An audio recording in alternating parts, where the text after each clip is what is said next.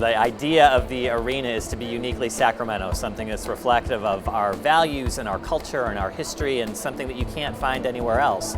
So when we went to the Center for Sacramento History, we thought, this is unbelievable, like what a treat to be able to bring these signs back to life. The Center for Sacramento History is the official repository for the city and county of Sacramento. I kind of like to think of it as we're the keeper of the things that tell the history of Sacramento. And so several of the King's people came over, looked at the signs and said, we have to have some of these in the arena. And we worked together with them.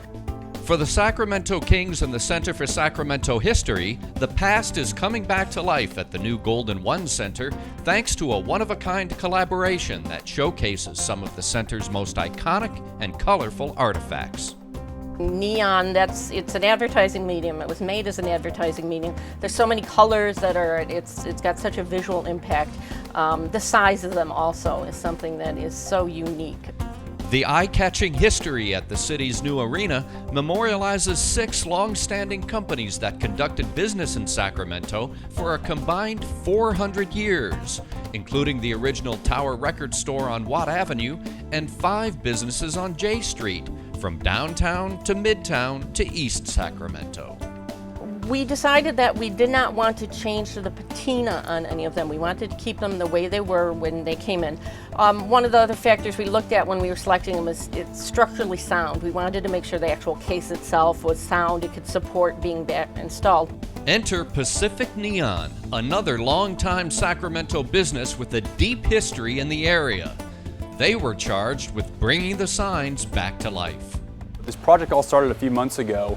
We were contacted by the Center for Sacramento History about an opportunity to restore signs. We weren't sure where they were going to, and so from there, we learned more about the project, inspected them, and then found out it's for Golden One Center. And that's when, kind of the light bulb went off in the head. It was like, wow, this is pretty cool.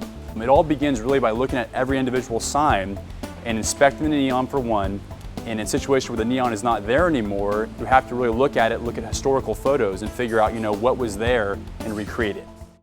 That job fell to Steve Uroff, one of the best neon benders Sacramento has ever seen.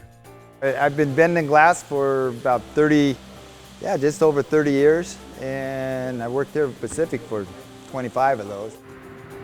You drive around and a lot of the neons out there, I'd say over 60%, 70% Pacific did, which I had a piece of doing, so it's been a fun place to work.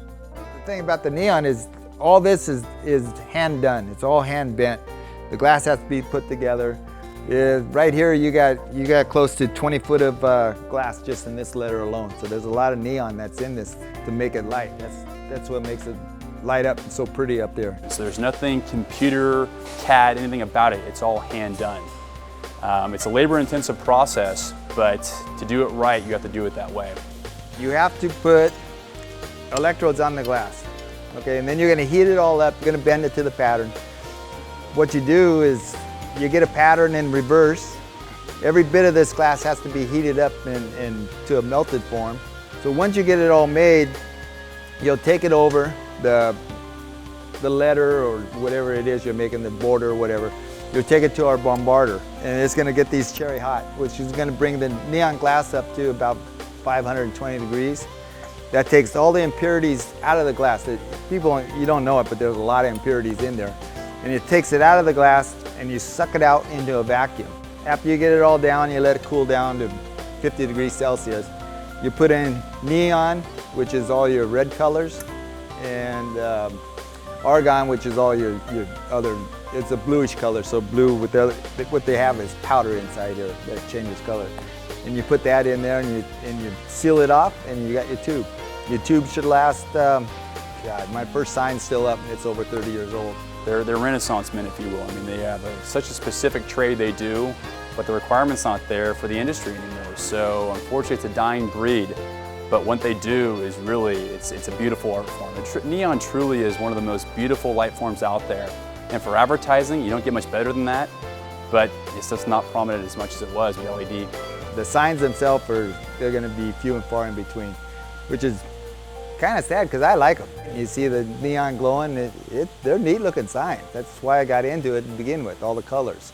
In the 90s, I did this sign. This is the Tower Record sign. It was the one on Watt. When they light it up in there, I hope they like it. I really do. Yeah, I hope they enjoy it as much as I do. And inside the arena like that, maybe it'll be a comeback. It's pretty amazing to have something that we built and have it go into history with the arena, because not every day you build signs, and we build signs for companies across the country, but usually they go up and they come on down in an advertising cycle. But to have one that actually stays and is imprinted and locked in history, that you can't ask for any more for what we do. In September of 2016, after months of refurbishing, the center's high-profile artifacts arrived at their new home, where the Golden Gate Sign Company completed their installation in the southeast concourse of the Golden One Center, putting the final touches on a public display of local history unlike any other. I'm not sure anybody is doing this sort of homage to their past in the way that we are here at Golden One Center. We could have never done this without the Kings. The Kings' support financially was a key factor in this. They paid to have all the work done. They paid for the transportation, the installation of the sign. They're going to be doing maintenance. So this really was a wonderful opportunity to collaborate with the Kings to put these signs, which belong to the city, and we put them in a public building. I mean, obviously these are public signs in the public domain, but to the extent that we can do things to brighten them up a little bit, clean them up, and bring them out of the archives and bring them to light for people is something that for us, again, was a no-brainer. As much as we talk about Golden One Center representing the future of arenas, it's great to give a nod to the past here, and that's what happens in this little area here where we have 6 different signs from J Street to Watt Avenue that really reflect the history of Sacramento or the glory days of Sacramento, so it's a lot of fun.